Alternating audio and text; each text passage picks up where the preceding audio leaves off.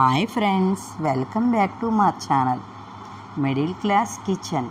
ఎలా ఉన్నారు? బాగున్నారా? ఈ మా ఛానల్లో అందరికీ ఇష్టమైన స్వీట్ రెసిపీని తీసుకొచ్చాం. అదేంటో థంబ్నెయిల్ చూసి మీకు తెలిసిపోయిందనుకుంటా. మేము మీకోసం చక్కెర పొంగలి ఎలా చేయాలో చూపించడానికి వచ్చేసాం.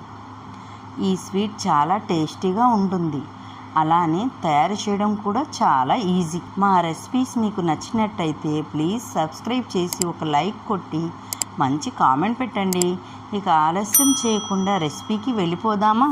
కావలసిన పదార్థాలు: పెసరపప్పు 1 కప్పు, బియ్యం 3 కప్పులు, ఎండు కొబ్బరి 50 గ్రాములు, జీడిపప్పు 50 గ్రాములు, కిస్మిస్ 50 గ్రాములు, పంచదార 1/2 కేజీ, బెల్లం 1/2 కేజీ, నెయ్యి 100 గ్రాములు, యాలకులు 5.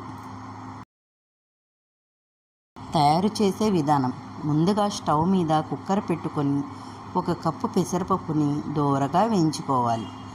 ఇప్పుడు స్టవ్ ఆన్ చేసి 3 కప్పుల బియ్యం కూడా వేసి శుభ్రంగా కడగాలి. ఆ తర్వాత అందులో 8 కప్పుల నీళ్లు పోసుకొని స్టవ్ వెలిగించి 3 విజిల్స్ వచ్చే వరకు ఉడకనివ్వాలి.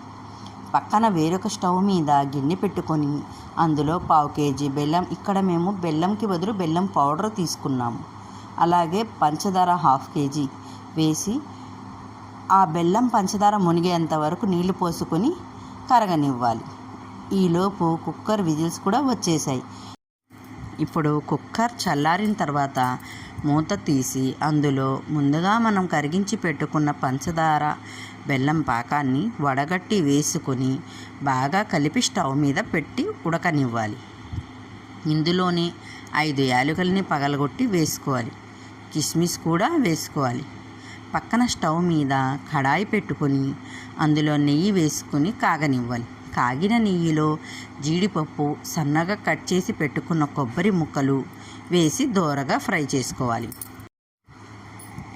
ఇలా ఫ్రై చేసుకున్న జీడిపప్పు, కొబ్బరి ముక్కలని నెయ్యితో సహా కుక్కర్లో వేసుకొని బాగా కలుపుకోవాలి.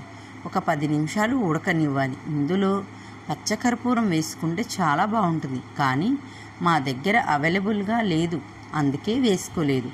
మీ దగ్గర ఉంటే ఖచ్చితంగా వేసుకోండి, చాలా టేస్టీగా ఉంటుంది. చూసారుగా, ఎంతో టేస్టీ చక్కెర పొంగలి తయారైపోయింది. ఈ రెసిపీ కనుక మీకు నచ్చినట్టయితే ఒక లైక్ కొట్టి మంచి కామెంట్ పెట్టండి.